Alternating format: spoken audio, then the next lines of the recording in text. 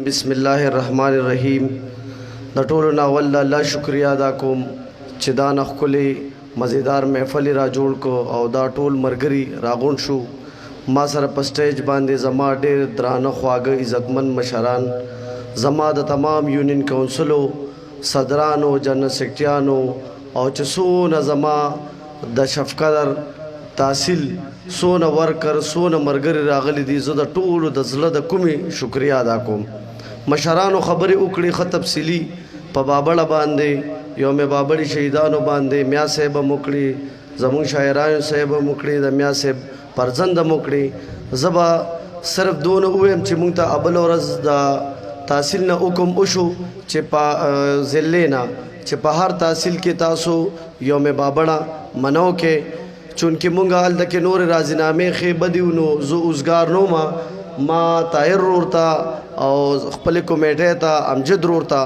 زدا اغیتا هریج تحسین پیش کوم چې دا نه په شارټ نوټس باندې تمام مرګرو سره رابطه وکړي او دونه په ګڼ تعداد کې دلته کې مرګري رالل نو ان شاء الله مونږ دا خو یوم بابړه دا چې زمونږه هر پروګرام وي چې مونږه په اتفاق باندې پرورولې باندې را پاسو چې څنګه مونږه دا بابړه ومانځله زما یقین نو چې مونږ به دونه ډېر په ګڼ تعداد کې ګڼ مرګري راغون شو خو زه بیا هم دلته کې زه د خپل د پی سپ مرګرو د مرګرو وکیلانو چې دلته کې زما څونه مرګري دي دلته کې انتظامیه کې چا منډې تړلې والي د ټولو د زړه د خلاصه شکریا ادا کوم او ان شاء الله د تحصیل شفقدر د تمامو تنظیمونو نه د مشرانو نه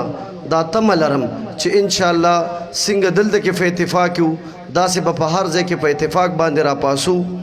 او جمع جرګې به کوو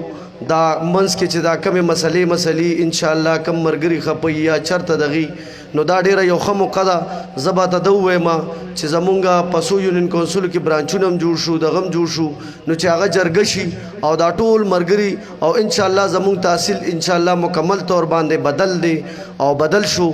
نو ان شاء الله دغه سره راپاسه ورځ لګي دي چې ټول په اتفاق باندې او پرورولې باندې دا تحصیل شفقدر چې زمونږه هر یو کینډیډیټ هم وي خو چې ان شاء الله د دې سری جنډي او د دې لاټین نه ولاړ وي چې مونږه په خلوي اکثریت باندې پاس کو او دی ولی باغ ته او دی پښتونخوا ته د خپل سترګې مونږه اوچته کو ان شاء الله زه بیا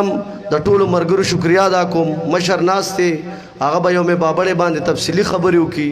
ما دا سو ماته ګوډي خبره تاسو سره وکړي زه تاسو نه بخنه غواړم د مرګرو نامې یا د چا میوانه غشي پاغې ځکه چې ټول معزز یې ټول قدرمند یې ټول قابل احترام یې نو د ټولو د زړه د کومې شکریا ادا کوم او بیا هم زه د خپل جنرال سیکرټري صاحب زه د خپل کمیټې د طاهر رور د طاهر ایډوکیټ رور د ټولو ډیره زیاته شکریا ادا کوم چې په شارټ نوټس باندې دا دونه ښکلی پروګرام ارینج کو او دلته کې د هرې خبرې انتظام وکړو نو ستاسو ډیره مهرباني ډیره شکریا